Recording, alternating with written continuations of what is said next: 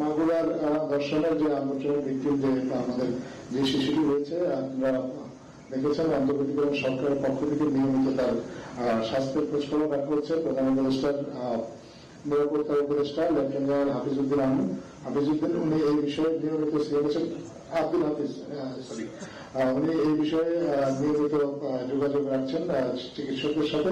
আজকে উনি চিকিৎসকের সাথে কথা বলেছেন।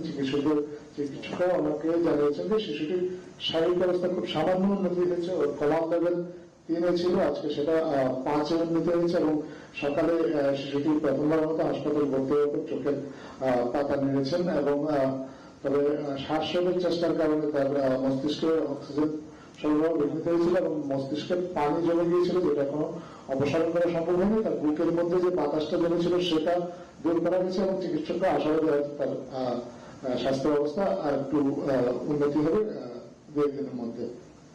আজকে আমাদের স্বাস্থ্য উপদেষ্টা নুরজাহান বেগম এবং মৎস্য ও প্রাণী সম্পদ উপদেষ্টা ফরিদ আক্তার হাসপাতালে গিয়েছেন। সিএমএইচে ওনার স্বাস্থ্যের নিয়মিত তার স্বাস্থ্যের অগ্রগতি এই বিষয়ে খোঁজখবর নিয়েছেন এবং চিকিৎসকদের সাথে কথা বলেছেন এবং প্রয়োজনীয় দিক নির্দেশনা প্রদান করেছেন।